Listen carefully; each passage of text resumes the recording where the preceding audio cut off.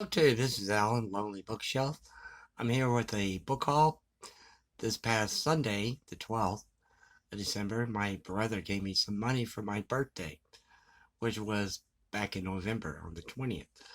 So I took off today. I was off work, and I went up to. Well, first I went to Barnes and Noble and picked up the. This is the. Let's see. This is the November November issue of BBC magazine. This is the best music magazine you could buy. They have CD reviews. They have a lot of in-depth interviews. And I had this on my Kindle, but the problem with the Kindle is that they only show you just a little bit of it, the magazine, because the magazine is like 106 pages, and they only show you like up to page. They start like a page 44 and go to 65, and that's it on the Kindle. So it's not worth it. It's not worth the reading on the Kindle, but by the subscription, that's probably what I'll do. Stephen Holt is a pianist. He recorded what is considered the best uh, version of Rachmaninoff piano concerto with the Dallas Symphony Orchestra, and actually won a Grammy Award. So yeah, and this is here it was beat up when I got it, so I struck with $13. Excuse me. Sorry. And I got it for like $10, so they took some off. Also, the CD is missing. There's supposed to be a CD right here, and the CD usually when you get these magazines at the store, Barnes and Noble, they'll have a CD right here, and someone will take that CD without buying the magazine, and that one was on list. So after that, I went over to Half Price Bookstore, and it was not crowded at all. I was surprised, and so were some of the clerks. They said that it would have been. They thought it would have been crowded. It wasn't. So I went there and picked up some books. I got about like 7 books here that I want to show you guys. And yeah, let's get started with these.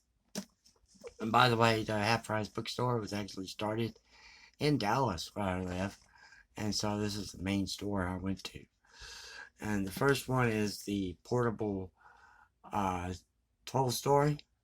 This is the Viking Portable Library. It's from Penguin, and basically in the back, I'll just read the back to you. Complete short novel, The Kreutzer Sonata, passages from his childhood, youth, and military life, episodes from the Cossacks, represented along with short stories, a complete play, The Power of Darkness, its philosophical, religious, social, and critical writings, including essays from What is Art, critical introduction, a full chronological, chronologically, and bibliography, and Mall translations. So yeah, this is. I have never read a Tolstoy. I have read his biography by Rosamund Bartlett, that was like 2 years ago, and that was very, very good. If you ever get the chance to and see that one, pick it up. It's very good. So this is the Portable Tolstoy. The next book I got is I had this one before. In fact, a guy at the church, and he's no longer living. He used to be a reporter back in Louisiana, and he gave the the governor there, Huey Long, fits because of it, because of the way he reported on him. So this one is All the King's Men. It won a Pulitzer Prize in 1947 by Robert Penn Warren. It's an excellent read, and it's basically on the It says it traces the rise and fall of demagogue Willie Tallis, a fictional Southern politician who resembles a real life Huey Long in Louisiana. Talos begins his career as an idealistic man of the people, but he soon becomes corrupted by success and lust for power. And this event has been fully restored and reintroduced by literary scholar Noel Polk, technical editor of the works of Will Faulkner. And so this is the original written in it, and this is a very good novel, and it's put out by Harcourt. And yeah, I'm going to read that one. The next one is not a book that I was looking for, but it's by the same author. So I decided to go ahead and pick this one up. And this by Penelope Fitzgerald. I was looking at the Kathy Grimm of the Grimm Reader, her BookTube channel, and she had one. She was reading one of Penelope Fitzgerald's books, and so I went Googled her and Penelope Fitzgerald's name, and came up with this one, and it's the winner of the Booker Prize. It's called The Blue Flower. And I'll read you. It's a very short novel. It's only, let's see, it's only like 220 pages. I'll read you the back here. The Blue Flower is set in the age of Goth. It's Goth. It's Goethe. I guess it's Goethe. And the small towns, the great universities, late 18th century Germany tells the story of Friedrich von Hardenberg, a passionate, impetuous student of philosophy who will later gain fame as a romantic poet novelist. Fritz seeks his father's permission to wed his heart's heart, his spirit's guide, a plain, simple child named Sophie von Kuhn. It's an attachment that shocks the family friends. They're bewildered. The brilliant young Fritz betrothed to a 12-year-old dullard. How can this be? An irrationally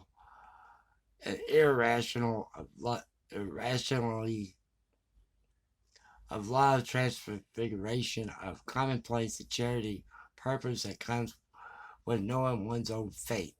These are the themes of the beguiling novel. These are themes treated with a mix of wit, grace, and mischievous humor. So yeah, this is Penelope Fitzgerald. I was actually going to get the book called The Gate of Angels. That's the one I was going to get. It was historical fiction. So the next one,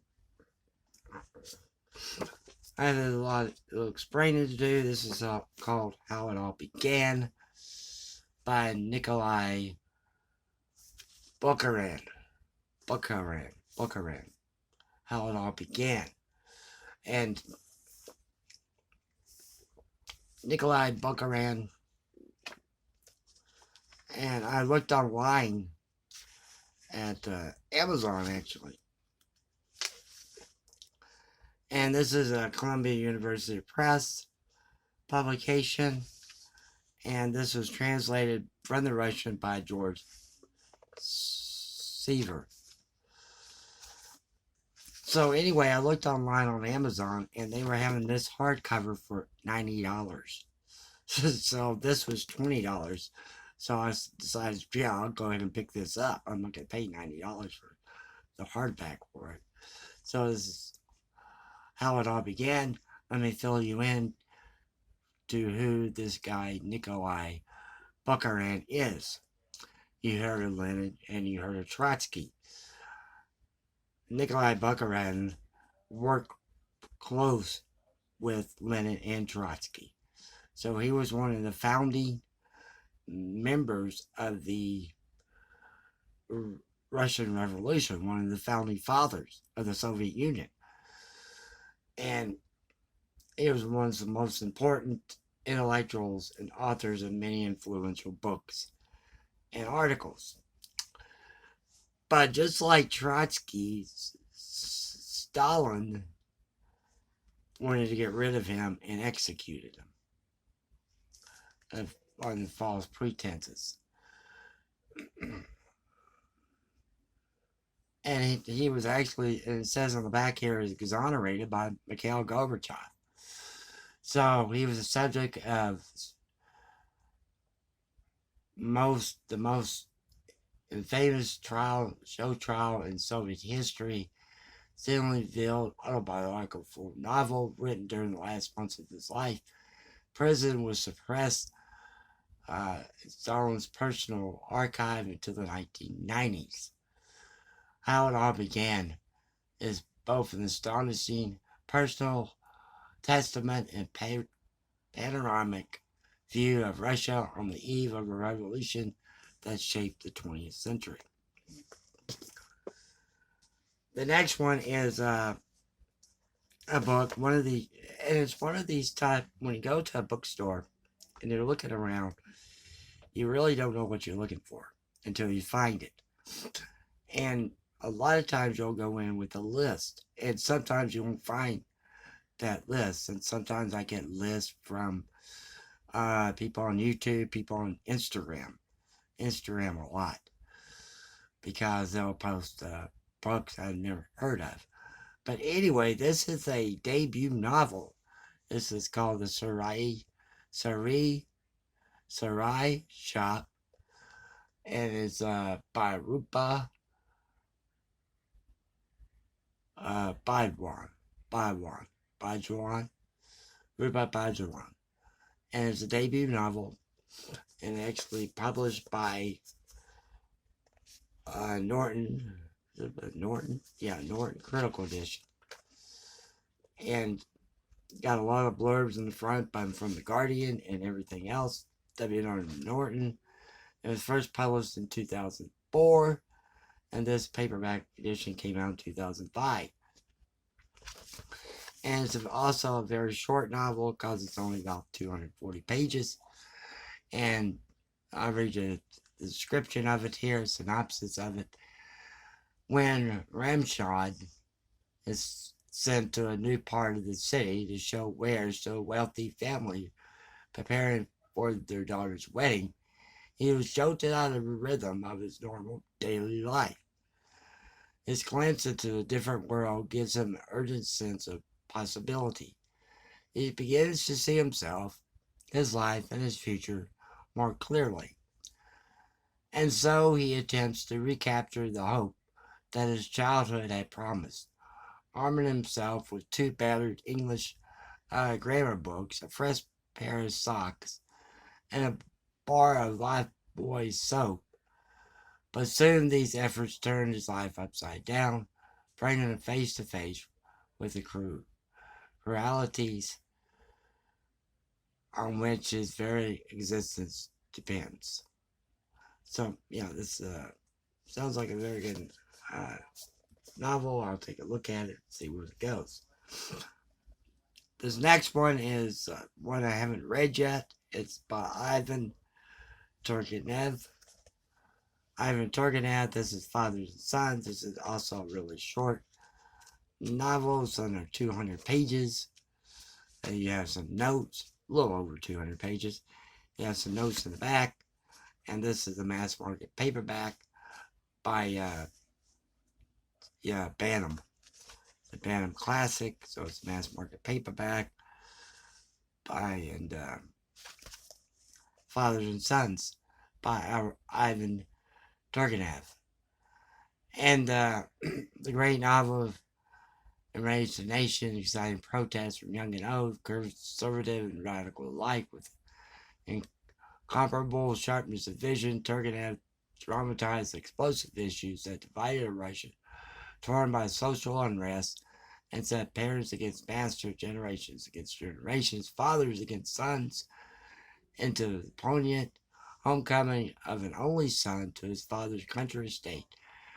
Turgenev thrust an intruder, the brave young nihilist Basarov, defying all authority and believing in nothing Bazarov challenges the values and mores of the established order, but he himself is doomed.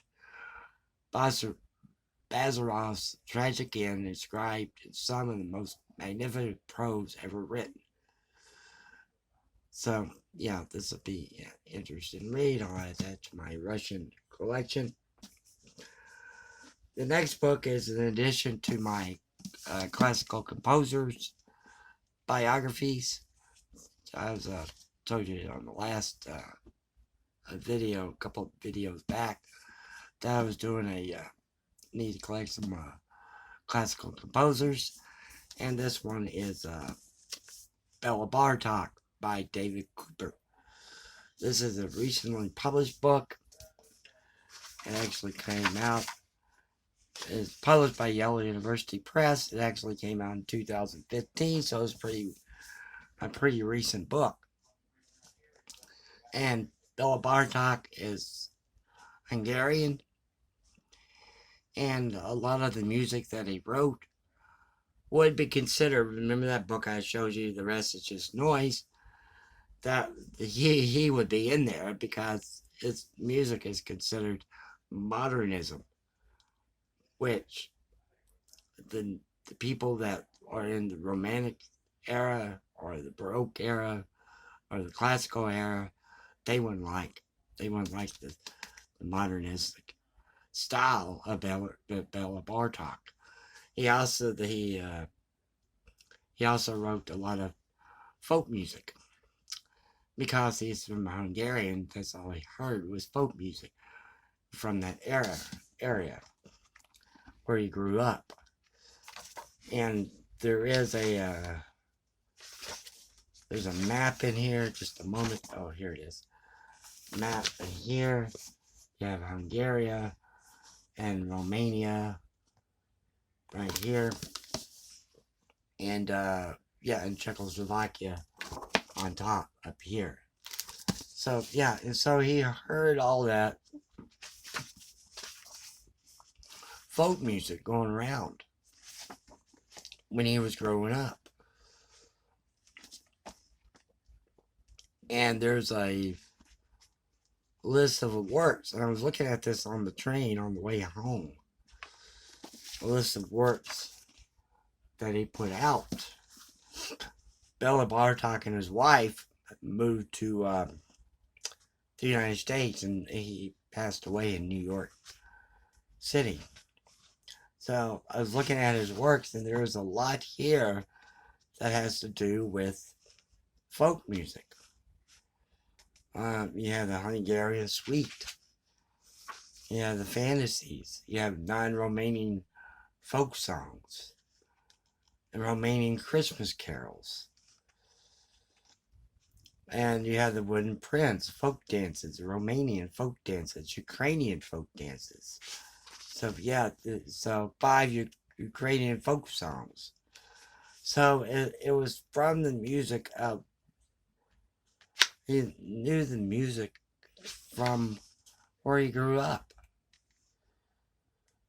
And yeah, so this would be really good to listen to read for my, and it's a good collection for my composers.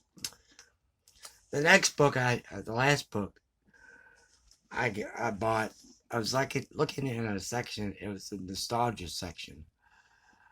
And they have a history section there, and of course, I went over to the history section, and it was nostalgia history. And I picked this book up and started looking at it, and was interested in it. And a lot of illustrations, a lot of photographs. There's an old book, but there was no price on it.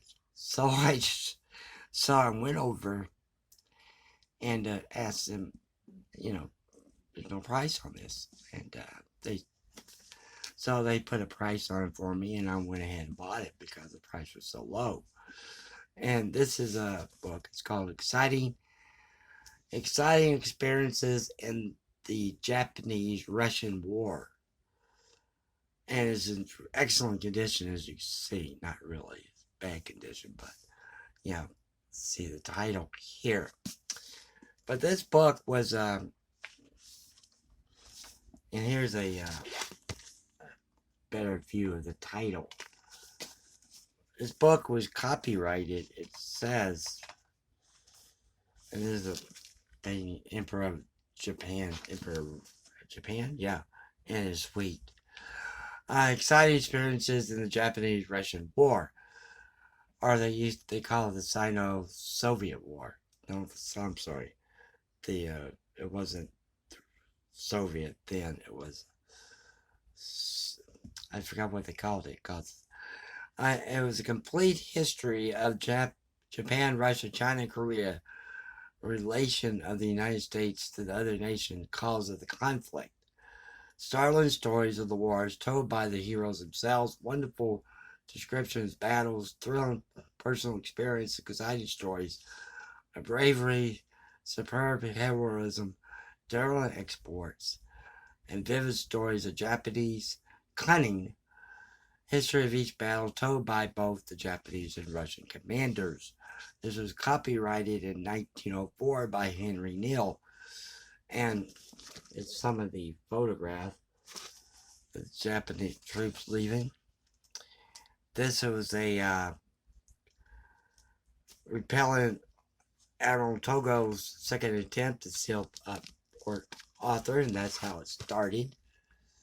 Port Arthur, and they had a disagreement, Russia and Japan did, over the islands. There's some islands that stretches down from Russia, and Japan goes down like this, and Japan goes up. And Japan says that they own those islands right here that's above them. And Russia said, no, you don't. We own them. I think they're called the Sakhalin Islands. Might be wrong about that. This is Tsar. Picture of the Tsar. And, yeah, and so Russia declared war on Japan. And it was over Manchuria, Korea, and there's another one that I had forgotten. And here's some English crews going aboard a Japanese ship in Italy. See, all this took place, and Russians encamped in the Chinese temple.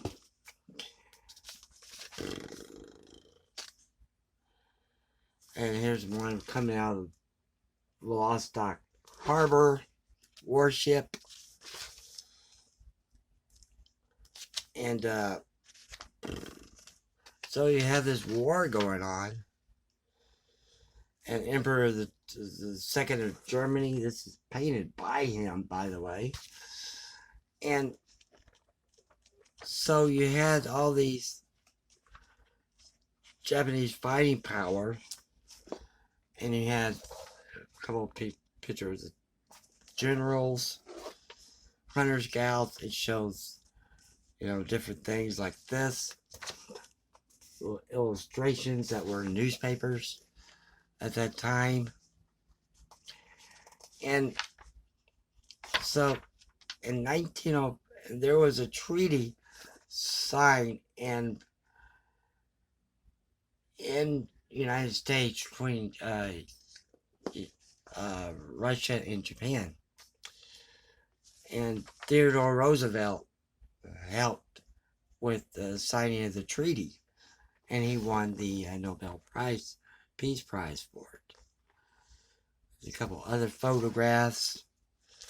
So yeah, this is very good. I'm glad I bought this. I actually saw this online, so to have a better copy online, and Thrift Books had this one in a better condition.